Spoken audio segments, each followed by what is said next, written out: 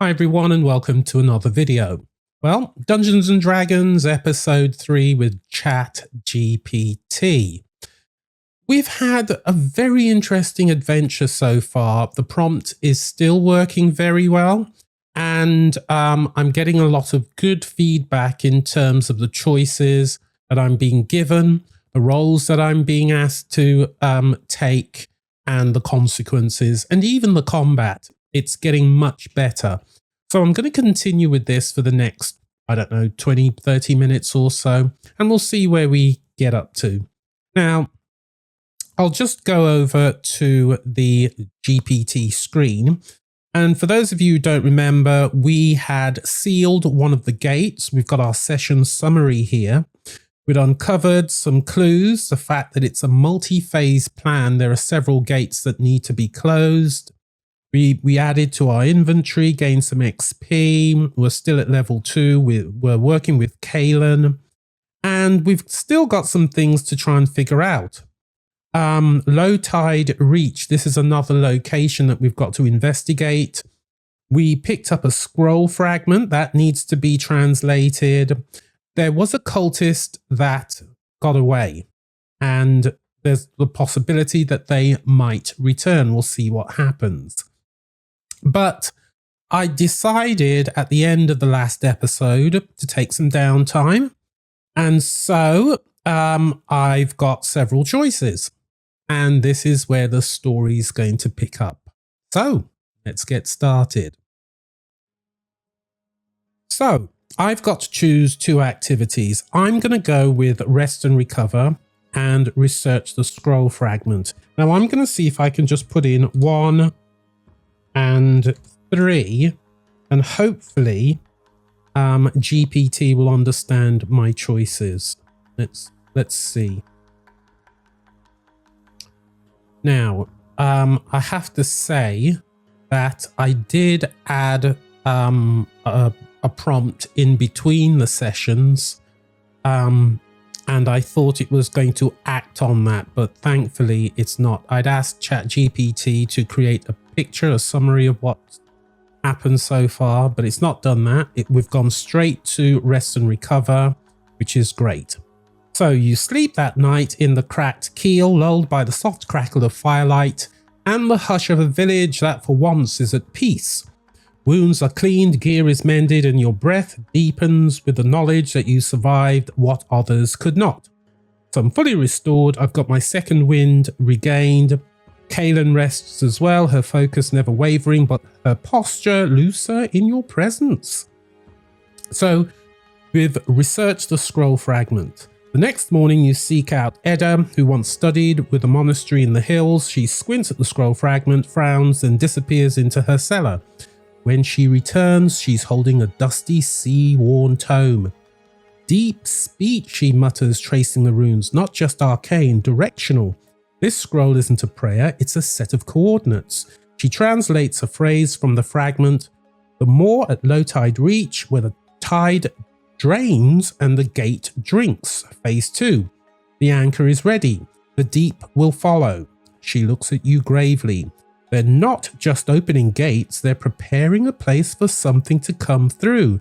Something big. Well, we kind of picked that up in the last episode, but anyway.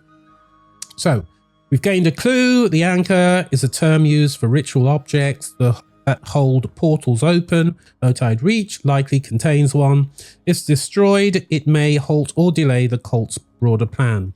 We're going to have to go to low tide reach, I'm guessing. So it's now day 3, 8:30, fully restored. Inventory updated with the translated scroll. So we've got some choices now. Prepare and depart for low tide reach now. Gather more information or NPC help. Would it be a good idea to get another NPC involved? I'm going to see if I can pick up another companion. This is going to be like creating the Fellowship of the Ring. So I'm going to go with option 2. Let's see if we can get someone else involved. The calm before a greater storm, you walk the village not as a stranger, but as the blade that brought them peace. And now you ask not for thanks, but for knowledge. You speak with key villagers to gather more information about Low Tide Reach and its history. Harvan, a blacksmith, scratches his beard, nods grimly. Low Tide reaches a reef system about a day's travel south past the Dead Pine Coast, only visible when the tide's out. There's an old lighthouse there, long ruined. Locals say it's cursed. Ships vanish near it and sometimes come back empty. Old Merla, the seer who saw the barrow shade. Her voice is a breath on salt wind. The tide reveals, but it's also feeding, but it also feeds. The reach is not just reef. The reach is not just reef. Fancy saying that quickly. Beneath it is a cave, a mouth. They call it the Maw. She grips your arm. You must not fight it alone. The anchor will draw more than men. It draws what was sealed. So we've gained some lore. Low Tide Reach is accessible only when the tide is low. You must travel. You must time your travel carefully. Yes. It contains a submerged structure or cave known as the Maw. The cult is using a second anchor there to hold a larger gate open. The ruined lighthouse may be a lookout or a ritual site. So, day 3, fully rested, informed, equipped. Kayleen returns from sharpening her arrows and gives a nod. I've packed for rough coast travel. Say the word. Do you depart for Low Reach? 1 day travel, arrive at low tide. Make one last preparation, stop for gear, food, backup. I'm going to recruit a second NPC. We need a healer, some sort of sorcerer, I think. So I'm going to go for 3. I am not going there with just those 2 characters. 1 blade cuts, 2 blades guard, but a third voice, one that heals, one that knows, can turn fate itself. You ask around the village for someone who can aid you, not in steel, but in survival, healing, or lore.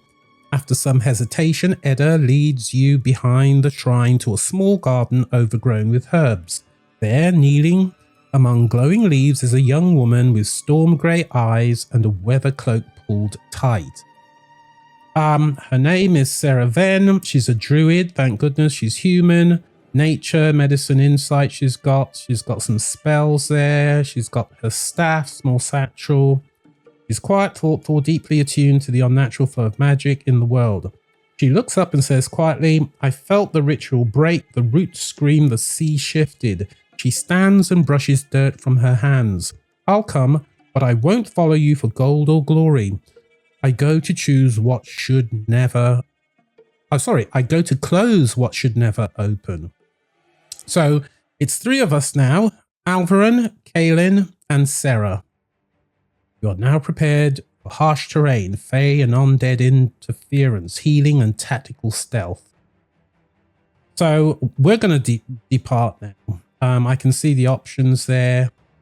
We're just going to head out, get there for low tide, and see what happens. 3 walk south, 1 forged in steel, 1 bound to bowstring, 1 who listens to the land. The sea does not yet know what comes for it. So, departure day 3, it's 9:15. You and your party set off for Grimthorn, heading along the coastal road south. The sea ever to your right. The path winds through twisted pine and sharp cliffs. The wind grows colder the farther you travel. No birds sing here. Sarah walks in silence, occasionally touching the earth or tasting the wind. Aelin scouts ahead, her longbow at the ready. So we travelled for 8 hours, 24 miles, and we are pretty much at low tide reach now. It's 5:30. You crest the final ridge and seat below, a half-submerged stretch of black reef and sand dotted with tide pools and kelp-choked trenches. At the far end, jutting from the rocks like a broken tooth, is the ruin of a lighthouse, its top long collapsed. The sea pulls back unnaturally far as if the tide itself is afraid, and then a sound, faint but clear. The bell tolls again, but there is no bell, only the Maw. Right, wind picking up, light fading. You have about 1 hour of twilight left before darkness. You approach the ruined lighthouse for clues or a vantage point, explore the reef and tide pools for signals of ritual cult activity, send a party member to scout ahead while the others prepare something else. Right. I'd probably ask Kaylin to scout ahead, but I don't want the group separated. So I'm going to go to the lighthouse before go anywhere else. So option 1 will be interesting. Stone against the sky. Once a light for ships, now a watchtower for darker things. You ascend where the sea dares not follow. Approaching the ruined lighthouse, the structure leans slightly, battered by time and tide. Cracked stone steps spiral upward through crumbling walls. Moss and barnacles creep through the breaks in the mortar. As you ascend, Kaylin watches the reef below, eyes narrowing. Sarah pauses at the threshold, hand pressed to the foundation. Something was grown into this stone, she murmurs. It was reshaped, ritually, not built.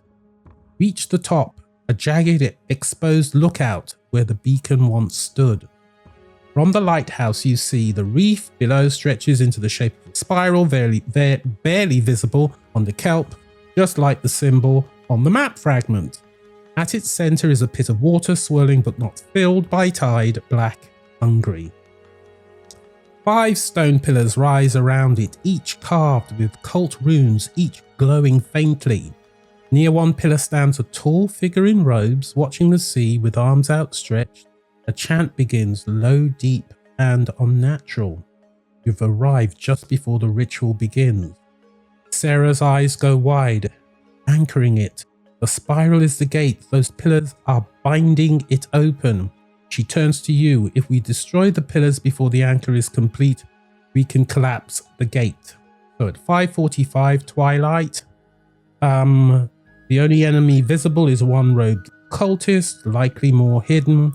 5 active binding runes around a swirling sea pit.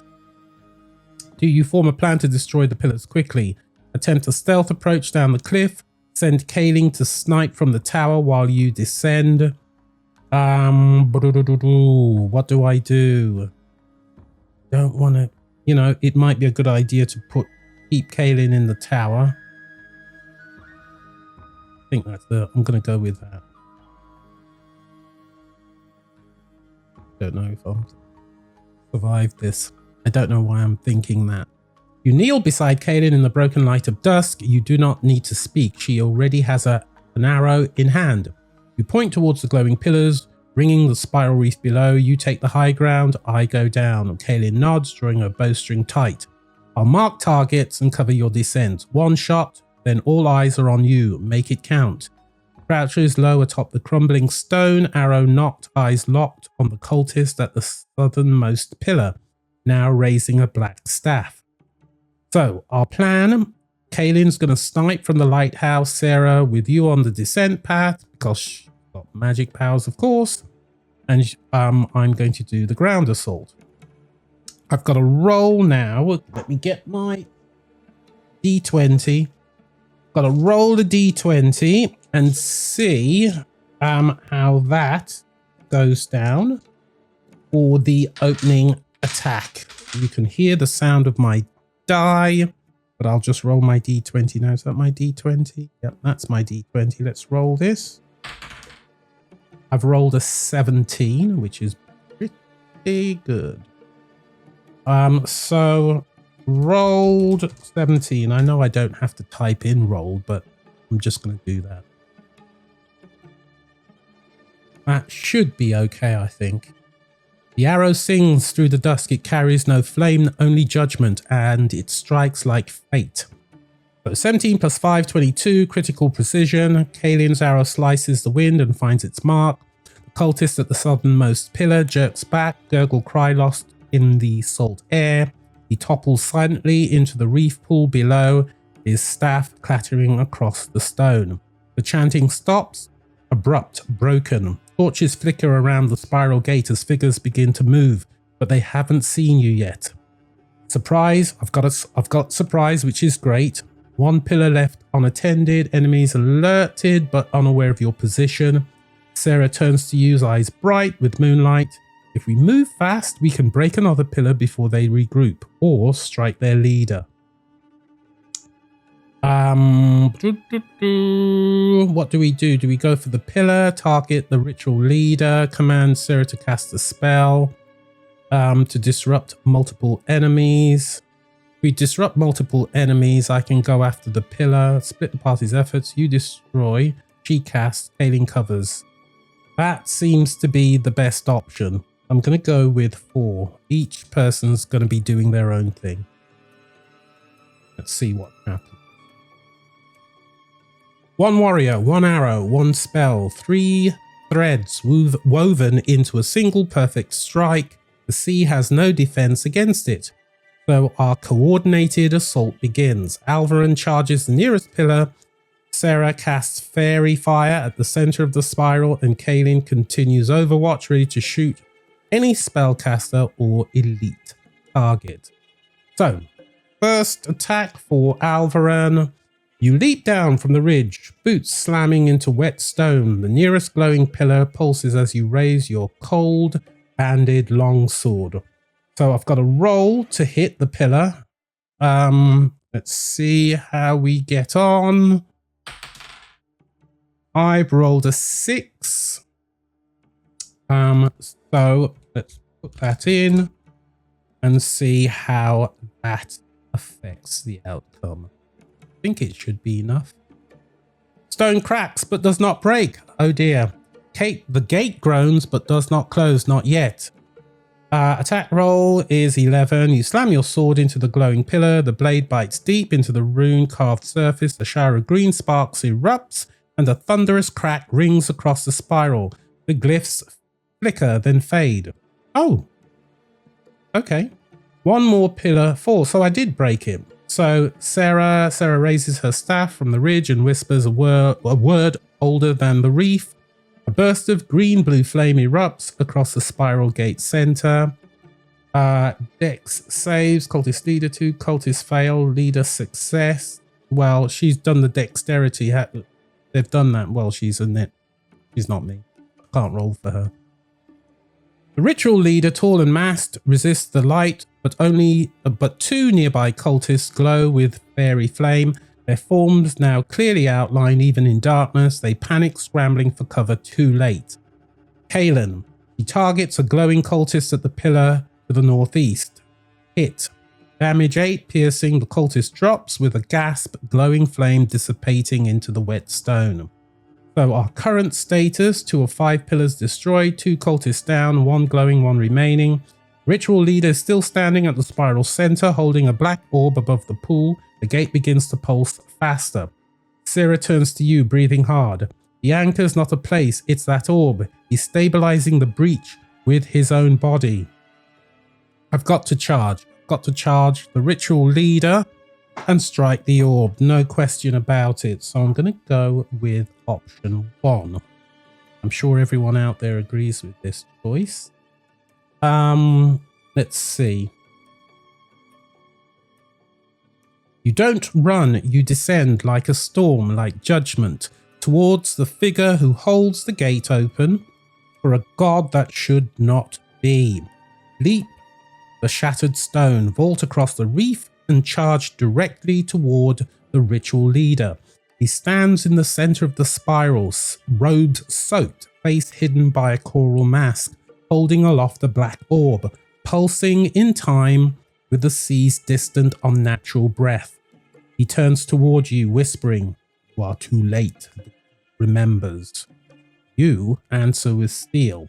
So, let's roll a d20. Come on, let's get rid of him. I've rolled an 8. Not sure if that's enough. Maybe it is.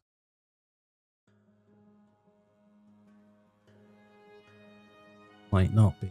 You strike and your blade screams as it connects, not with flesh, with something older, hungrier. So it's just enough, thank goodness. Your sword crashes into the orb, not the man. The blade meets no resistance at first, then strikes something impossibly dense, like frozen sea and iron bone. The orb cracks. A howl of Pressure erupts as if the sea itself gasps. The leader stumbles backward, clutching at the fragments now embedded in his chest. His mask splits. Beneath it is no man, only barnacled skin, a mouth ringed in teeth, and eyes that do not blink. He shrieks, "No! The more was promised, the more!" Then the orb shatters. Thank goodness. So, the result. The glowing runes on the pillar, the remaining pillars flicker and die, that's good. The spiral reef cracks apart, chunks of black coral falling into the pit. The gate collapses, the water roaring inward like a lung exhaling. The ritual leader screams as he's sucked down into the pool, torn from this world by what he tried to free. Silent. Then the tide crashes back in. I think we've been successful here, which is great. So, in this session, anchor destroyed, ritual failed, gates sealed before full breach, cult eliminated or scattered. So we've earned some XP. Level 3 unlocked. Yes. Would you like to level up now to level 3? Explore the collapsed ritual site for relics and final clues. Return to Grimthorn with Kayleen and Sarah, something else. I'm going to do a little bit of exploring before we get back to Grimthorn. So let's see what we can find. There's always something to find. So the tide has retreated. The gate is broken, but the sea leaves behind more than wreckage. It leaves secrets. The black coral spiral lies broken, half buried under seawater and stone. The shattered orb fragments are scattered across the ground, still hissing faintly with dissipating energy. Sarah kneels beside one, murmuring quietly. Alien watches the horizon.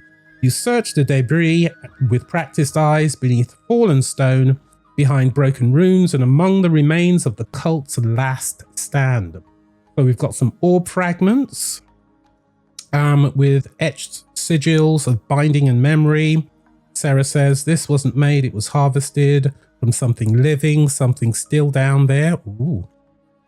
We've collected a tide shard fragment. It's a minor magical reagent, maybe used in crafting, divination, or ritual protections. There's a hidden cache, 20 gold, that's good. Tidecaller's journal. The maw will reopen at the next convergence. If the second anchor fails, the eye beneath the ice must be prepared instead. Falzura is not bound to this sea alone. The drowned gods are many. We've got a ritual amulet marked with a 3-ringed spiral stronger than the simple cult pendants, and it grants advantage on saves versus fear or charm caused by aberrations. That's all right. We've gained a clue. This was only one phase of a broader multi-site ritual. We kind of knew that, but anyway. The next target may be tied to ice or a colder climate. The cult believes Falzura is part of a pantheon, not a lone god. So that's our inventory updated. That's good. Sarah looks to the sea quiet. We stopped it here, but this isn't the end, just the next breath. Alien wipes her blade. We find the ice, we find the eye, and we end it. So what are we going to do? Do I want to level up now? Let's do a quick level up. Let's just see how good that works before we make any other options. So I am now in the process of leveling up Alvaran. I've got to choose an archetype. Ooh, new combat features. Do I want to be a champion? Do I want to be a battle master? This is good. This is good that the prompt is able to make all of these suggestions. Knight. I'm going to be a champion. Of course I'm going to. Because champion. So, chosen champion. Walk the path of the champion. Where others falter, you endure. Where others aim, you strike. And when others fall, you rise. So your weapon attacks now critical on a roll of 19 or 20, which means more devastating strikes and more frequent devastation. Roll a d10 or take average. If you'd like to roll, let me know. Otherwise, new HP is 28. Excellent. Brilliant. Let's let Kaylin and Sarah level up next. Let's see what they level up to. I'm sure GPT is going to do this on my behalf. So Kaylin is now an archetype. Oh no, hold on. Okay, she's got two choices here. Oh, am I supposed to make them? Okay.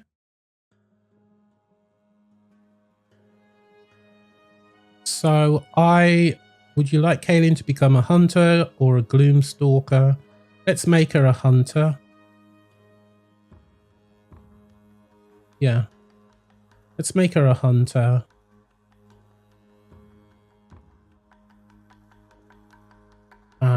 And let's take the average. I've only got my D20.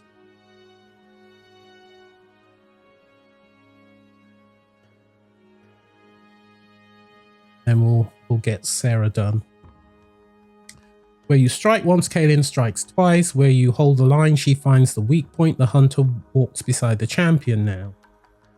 So she's got Colossus Slayer once per turn. When Kaylin hits a creature with a weapon attack, she deals a 1d8 extra damage. Brilliant. Got some spell casting unlocked as well. That's great. And we've got HP updates as well. Brilliant. Let's level up Sarah now. I think we'll just do these level ups and then we'll stop for now. Or at least we'll head back to Grimthorn. The tide has spoken, the bow has sung, now the earth must rise, and when it does, it speaks with Sarah's voice. As a level 3 druid, Sarah chooses her druid circle, unlocking a major aspect of her power and role in the party. Always been a fan of the moon. Circle of Moon, focused on wild shaping combat, turns into powerful beasts. I like that. Bonus action transformation, highest CR beast forms, durable frontline presence. Ideal if you want Sarah to be a melee capable druidic guardian. Or focus on spell casting and terrain linked magic, bonus cantrip and additional spells like mirror image, misty step as she levels, stronger casting and excellent utility and battlefield control. Actually, I think I will go for one rather than two. Oops. What did I?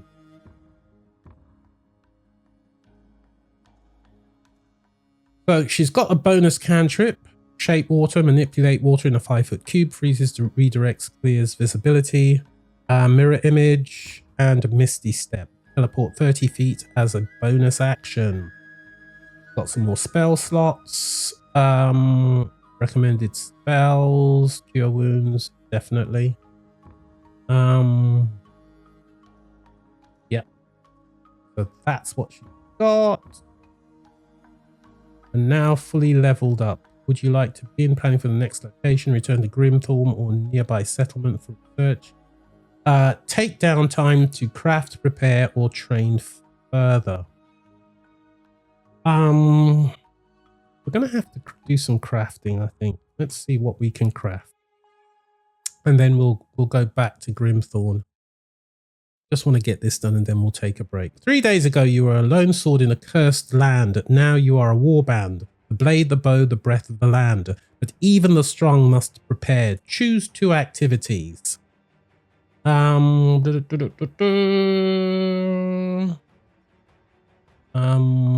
Let's do 1 and 5. So we're going to craft and upgrade gear, and we're going to create magical or practical supply. 1 and 5.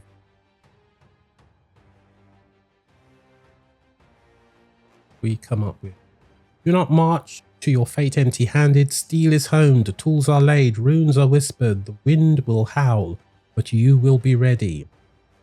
Turn to Harvan's Forge in Grimthorn with his help, and a shard of Tidestone from the Shattered Orb you attempt.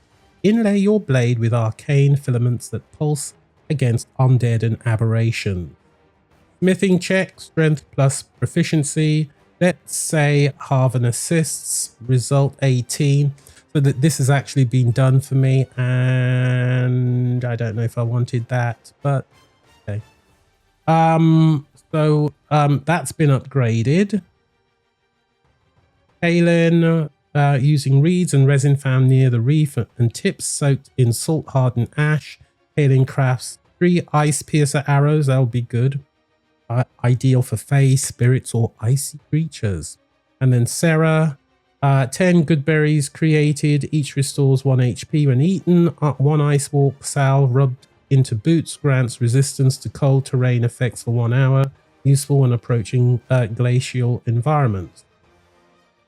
Create magical and practical supplies. Rope and piton kits for cliff scaling and ice crevices. Herbal fog oil. Creates a 20-foot fog cloud when thrown, lasts 1 minute. Reinforced cloaks, prevent exhaustion from cold. So we're all prepared for an icy trip. So that's the party kit update. So it's now day 4 in the afternoon. The sun sets toward the north. The wind grows sharper. Would you like to use the evening for one more prep or rest and depart on day 5? Begin the journey now toward the eye beneath the ice. Review map, prophecy, or next destination with the group. The next gate waits in frost, and now so do you. And actually, I think this is probably where we're going to stop. That was really exciting. We've got another party member, and we've learned a little bit more about the problem. So hopefully in the next episode, we'll make even more progress. But we're going to stop for now. So bye-bye.